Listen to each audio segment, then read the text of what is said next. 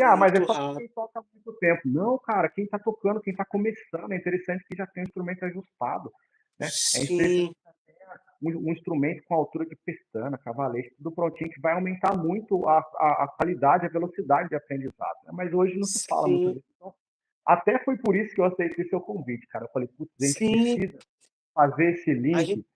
É uma coisa que a gente pode até fazer mais vezes, porque é uma coisa que não tem, você não acha em lugar nenhum. Eu mesmo, pessoal, não significa que, o fulano ele é lá da orquestra, de Berlim e tudo mais, executante, que ele entende, tudo sobre a mecânica ali do violino. Não, cara, ele entende da técnica de tocar, a técnica ali de reparo, as coisas de reparo que é importante fazer isso da quem entende é esse cara aqui, ó, é o luthier, entendeu? Então, isso é um profissional de altíssimo nível que tem coisa para ensinar. Já vou ir aproveitando aqui para fazer uma pergunta para você, Geminis. Para começar no violino, é interessante que já tenha com o violino ajustado e tudo mais, né?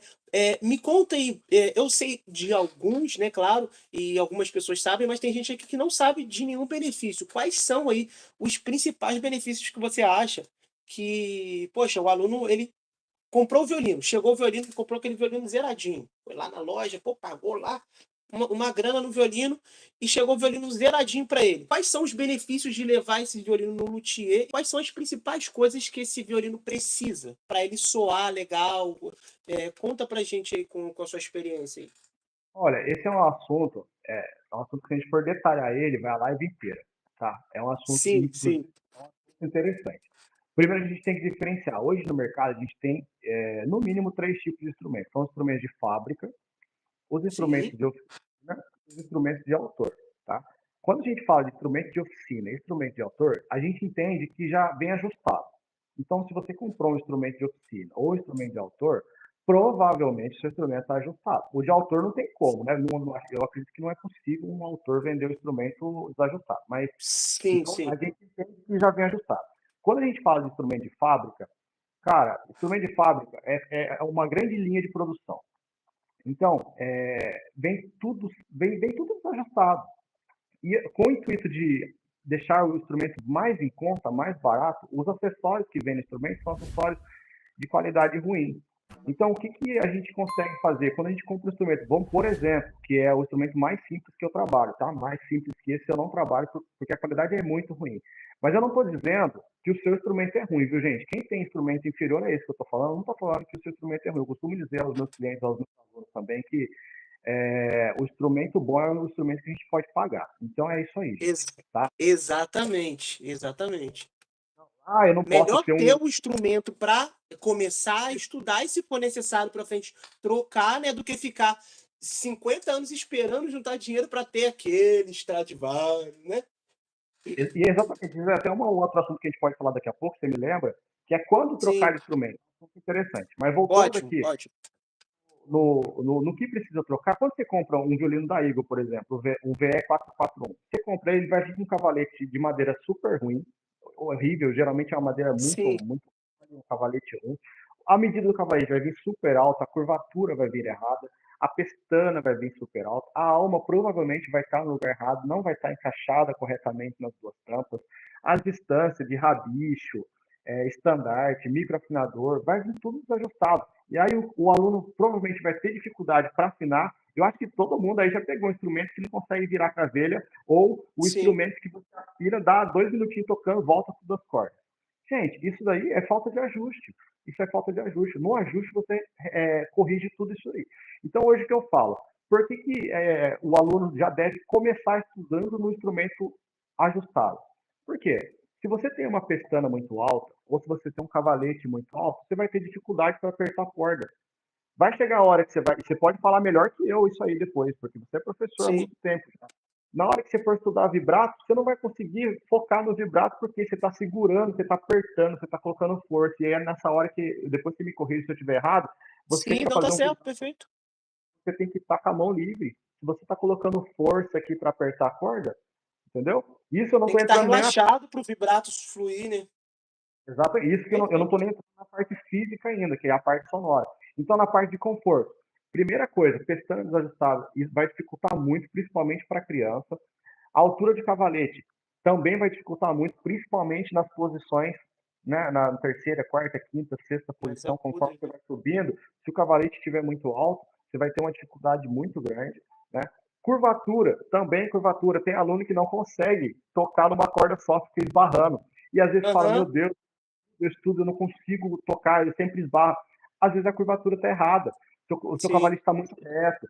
Existem tipos de música diferentes, mas isso já é no nível profissional. Tem músico que toca muito. Se você precisar fazer alguma pergunta, você me para, tá? Começa a falar, eu me enrolo todo aqui. Não, show de bola, não te bloqueio, pode deixar. Tem músico que chega aqui e fala, ô Gimenez, eu faço concertos e eu toco muito corda dupla. Então, para esse músico, a gente vai montar uma configuração diferente no instrumento dele. É interessante que o cavalete fique menos curvado para que ele consiga tocar nas 2, 3 cordas ao mesmo tempo.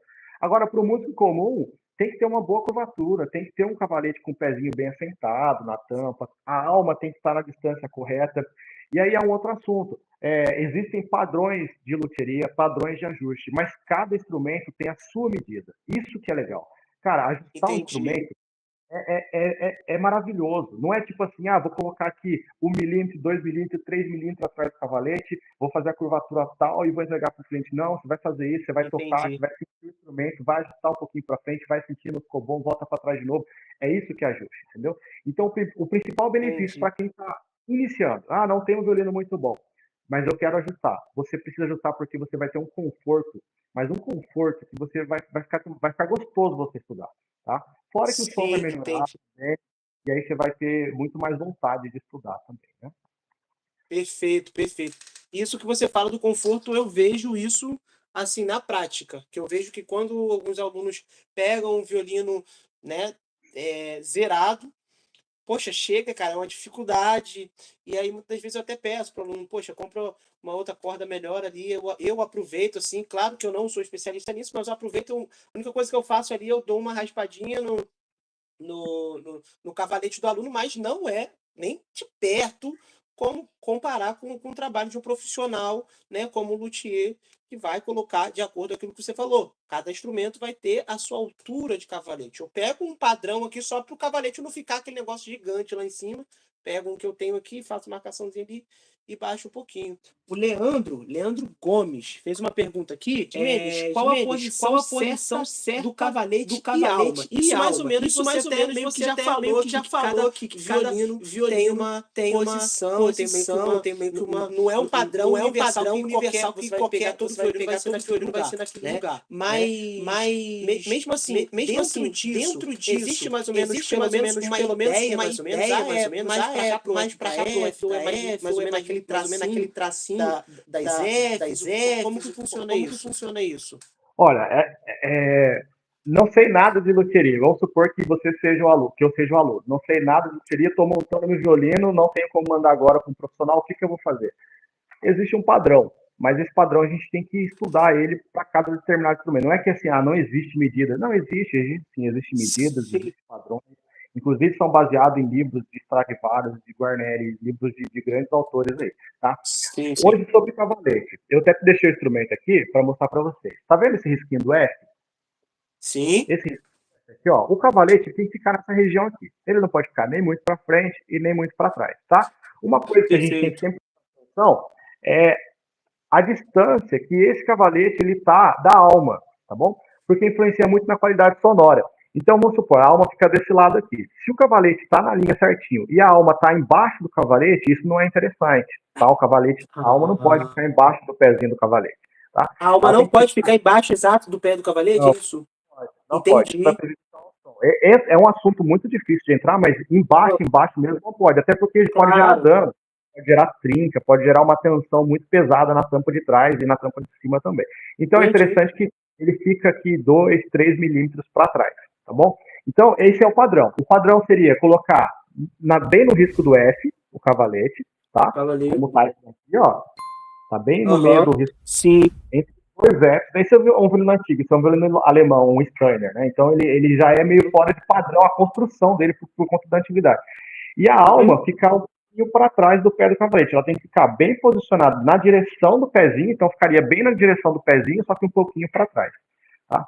Então essa seria aproximadamente o padrão de ajuste de cavalete, tá certo? Ah, legal. Pô, bacana, cara. Do cavalete eu sabia desse lance do tracinho, agora da alma eu não tinha nem ideia. Não A tinha nem alma não ideia pode. mesmo. Inclusive, Legal. a movimentação da alma para trás, ou para frente, ou para dentro, ou para fora, isso influencia na qualidade do som. Então, com Sim, essas movimentações, esse aqui é a dica de ouro, hein? Tem muita gente que não sabe. Inclusive, comenta aí quem não sabe. Se você colocando para trás ou para frente, você deixa o som mais forte, deixa o som mais fraco, você potencializa a corda aguda, você potencializa a corda grave. Cara, é uma arte isso daqui. É sensacional. sim. Não é tipo só colocar. Inclusive, Aham. já que nesse assunto, eu acho que muita gente não sabe, mas a alma ela tem uma função estrutural e uma função de distribuir a vibração da tampa superior na tampa inferior. Antigamente, os violinos barrocos não tinha alma. E eles tinham, inclusive, eles usavam corda de tripa de carneiro, né? Tripa de animal, porque não podia ter Sim, tanta tensão, porque se tivesse tensão, afundava a tampa. E hoje não, sim. hoje tem a alma justamente para dar essa estrutura. Então, o peso das cordas a gente consegue distribuir na tampa de trás, cria uma força muito maior, e aí você pode colocar até uma corda de aço, né? Que ela tem uma tensão Excelente. maior, mas o violino, a estrutura dele consegue segurar. Sim, Inclusive, cara, legal. olha que legal Que isso aí. maneiro. Isso aqui, para quem está iniciando, é aconselhável que se use corda de núcleo sintético ou núcleo de nylon, porque são cordas mais macias, né? Porque Sim. muito aluno, ele começa estudando, ele vai e compra a corda mais barata que tem, ele pega aquela Janine de aço. Gente, Putz.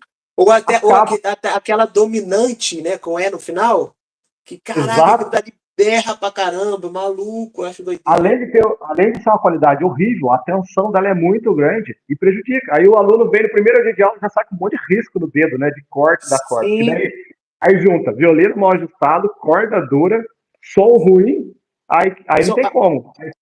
Aí fala assim, poxa, eu cheguei, tentei mostrar lá pro amigo lá, ele falou que eu não tenho dom, vou desistir. E aí o professor vai viver como, né? Aí é Vai falar que brabo, o cara. professor é ruim ainda. Pô, ainda fala que o professor é ruim. Ó, tem uma outra pergunta aqui muito interessante.